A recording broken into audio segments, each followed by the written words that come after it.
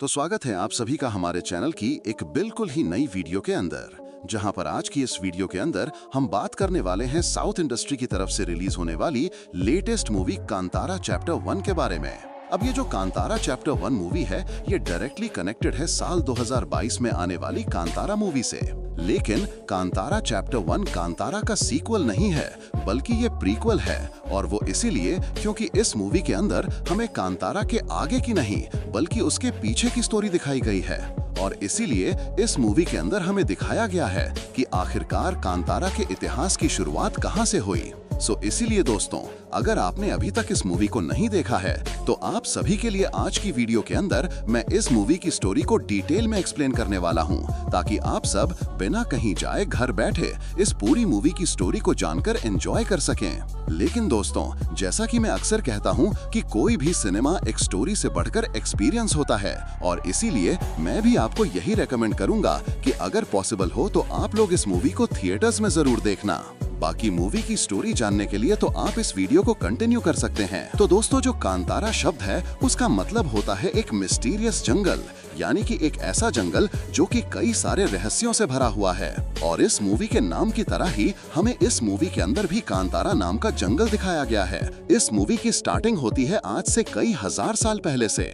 इस इतिहास के समय में हमें ये पता लगता है कि ईश्वर ने अपनी मर्जी से पंजुर्ली देव और गुलिका देव को धरती पर भेजा था, जिसके बाद जब ये दोनों देव जिस जंगल में आए, ये वहां आकर उसी जंगल में वास करने लगे, और फिर उसी जंगल का नाम पड़ा कांतारा। अब दोस्तों, हम ये देखते हैं कि कांतारा एक काफी बड़ा जंगल है, लेकिन इसी जंगल के बाहर एक काफी बड़ा साम्राज्य है, जिस पूरे साम्राज्य को एक राजा रूल करता है। अब इस राजा का नाम होता है राजा विजेंद्र। लेकिन ये विजेंद्र एक काफी क्रूर राजा होता है, जो कि न सिर्फ लोगों के ऊपर जुल्म करता है, बल्कि उसके साथ ही ये राजा हर उस चीज को हासिल भी कर लेता है जिसे ये हासिल करना चाहता है। अब इस राजा का जो बड़ा साम्राज्य होता है, उसका नाम होता है कदम्ब। और ये कदम्ब एक ऐसा इलाका होता है जिसके एक बगल में कांतारा नाम का जंगल होता है, और उसके दूसरी ओर समुद्र से घिरा होता है।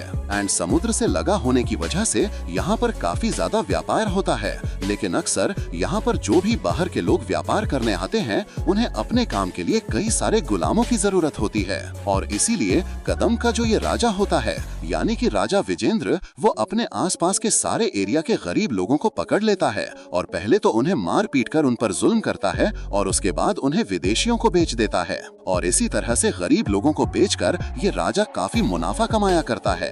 अब इन सब के आगे एक दिन राजा समुद्र में नहाने जाता है, लेकिन समुद्र में नहाते हुए वो ये देखता है कि समुद्र के दूसरे कोने पर एक बूढ़ा आदमी बैठा है, जो कि वहाँ पर मछलियाँ पकड़ रहा है। अब असल में दोस्तों, वो बूढ़ा आदमी कांतारा से होता है, एंड उसका नाम होता है मैकारा, जो कि उस टाइम पर मछलियाँ पकड़ने की कोशिश कर रहा होता है, ताकि वो उसे खाकर अपना पेट भर सके। लेकिन ये राजा विजेंद्र बहुत ज्यादा क्रूर होने के साथ साथ गरीब लोगों से नफरत भी करता है, एंड इसीलिए राजा को ये बात बर्दाश्त नहीं होती कि जिस समुद्र के अंदर वो नहा रहा है, उस समुद्र के अंदर ऐसा गरीब आदमी मछली कैसे पकड़ सकता है। और अब इसी बात से गुस्सा होकर राजा अपने सैनिकों के द्वारा उस बूढ़े को पकड़वा लेता है, और वो मैकारा नाम के बूढ़े आदमी को मारने के ऑर्डर्स देता है।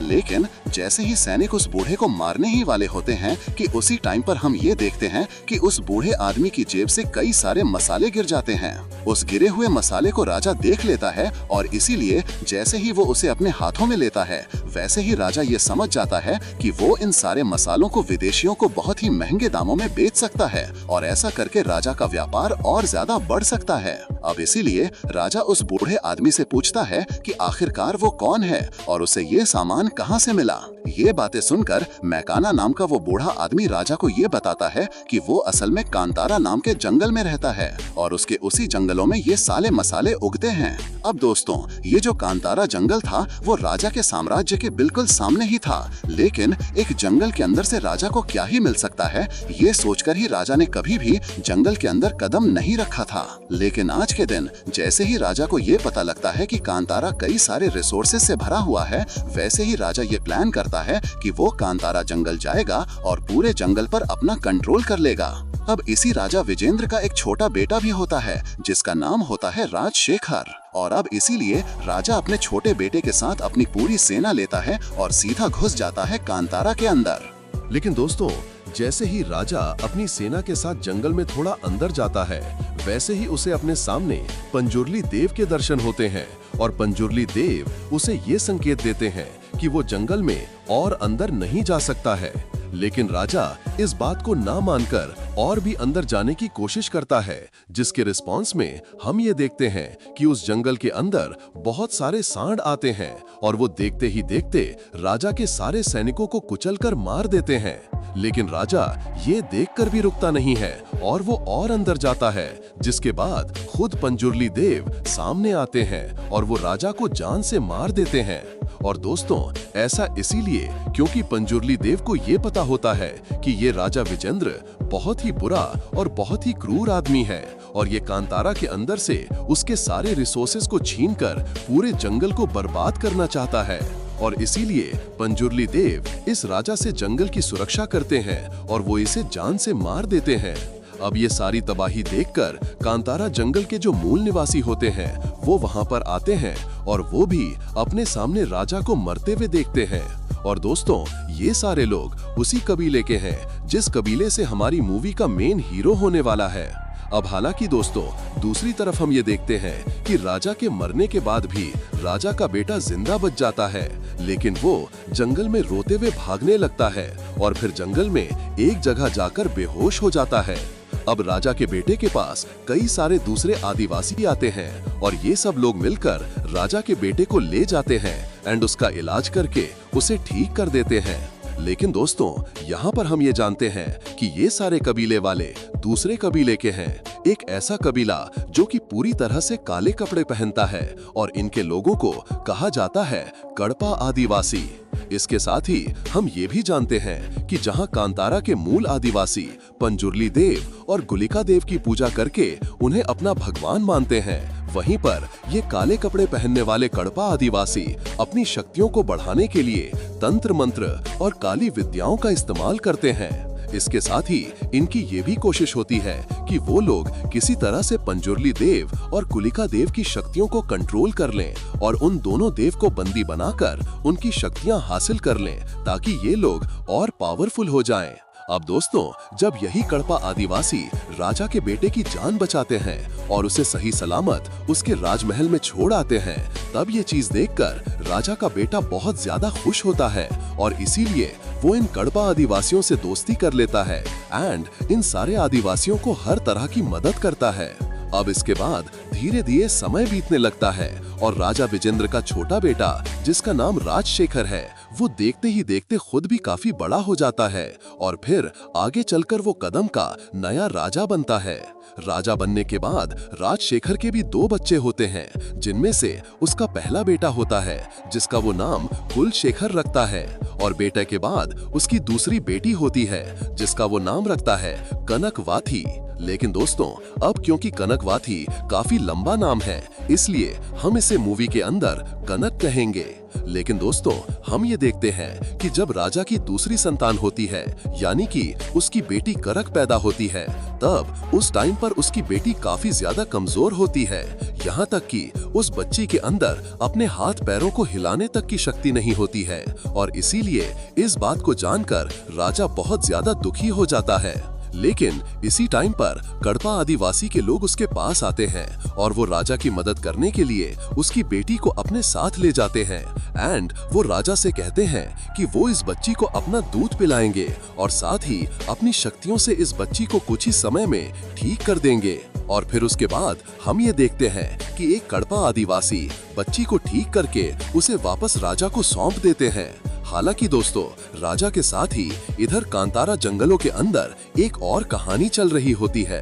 कांतारा जंगल के अंदर हम ये देखते हैं कि यहाँ के मूल निवासी काफी खुशी से रहते हैं और इस कबीले के सारे लोग पंजोली और गुलिका का बहुत ज्यादा सम्मान भी करते हैं। अब ये सारे कबीले वाले जहाँ पर रहते हैं, वहीं पास में ही एक कुआं भी होता है और इसीलिए एक दिन जब कबीले के लोग खाने की तलाश कर रहे होते हैं, तभी कबीले की एक औरत उस कुएं में ये देखती है कि उस कुएं के अंदर एक छोटा सा बच्चा है, जिस छोटे बच्चे की सुरक्षा एक बाघ कर रहा है, यानी कि टाइगर। लेकिन अगले पल वो बाघ वहां से चला जाता है और फिर इसीलिए कबीले के सारे लोग मिलकर उस बच्चे को कुएं से बाहर निकालते हैं, जिसके बाद वो लेडी उस बच्चे को अपना लेती है और उसे अपना बेटा बनाकर पालने लगती है और वो उस बच्चे का नाम रखती है बेरम। और दोस्तों, मैं आपको बता दूं कि ये बेरम नाम का छोटा सा बच्चा और कोई नहीं बल्कि मूवी का मेन हीरो है, जिसे मूवी के अंदर प्ले किया है। अब धीरे धीरे करके समय बीतने लगता है और राजा के बच्चों के बड़े होने के साथ साथ इधर बेर में भी बड़ा होने लगता है। और अब इसके बाद वो समय भी आ गया जब राजा के बच्चे पूरी तरह से जवान हो गए। इसके बाद ये राजा यानी कि राजशेखर अपने बेटे कुलशेखर को नया राजा बना देता है, ताकि अब उसके बाद उसका बेटा कुलशेखर इस पूरे राज्य को संभाले। लेकिन दोस्तों, हम ये देखते हैं कि राजशेखर का बेटा कुलशेखर काफी ज्यादा बदतमीज और काफी ज्यादा अधर्मी होता है, और वो इसीलिए क्योंकि वो ना तो अपने माता पिता की इज्जत करता है, ना ही वो अपने गुरु की इज्जत करता है, और ना ही उसे अपनी प्रजा की भलाई से कोई मतलब होता है। वो बस हमेशा ही मदिरा का सेवन करता है और अपने कुछ दोस्तों के साथ अय्याशी करता है। कुलशेखर नाम था उसका, जो कदम साम्राज्य का राजा तो बन गया, लेकिन उसके अंदर ना तो इंसानियत बची थी, ना ही धर्म। वो हर दिन शराब पीता, जुए में पैसा उड़ाता और किसी की जान की कीमत नहीं समझता था। उसकी नजर में बस ताकत मायने रखती थी। राज्य के लोग उससे डरते थे, लेकिन जंगल वाले यानी कांतारा के आदिवासी वो डरते नहीं थे, क्योंकि वो मानते थे कि देव उनकी रक्षा करेंगे, पंजुर्ली देव और गुलिका देव। एक दिन कुलशेखर अपने सैनिकों के साथ शिकार पर निकलता है। उसका इरादा सिर्फ जानवरों को मारना नहीं, बल्कि कांतारा के जंगल में कदम रखना था। वही जंगल जहां उसके दादा विजेंद्र की मौत हुई थी। सब लोग उसे रोकते हैं, लेकिन वो नहीं रुकता।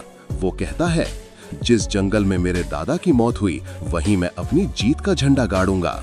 वो अपने सैनिकों के साथ जंगल में दाखिल होता है। पेड़ों की सरसराहट, हवा की आवाज और दूर से आती बाघ की दहाड़ सब कुछ डर पैदा करता है। लेकिन कुलशेखर हंसते हुए कहता है, ये सब अंधविश्वास है।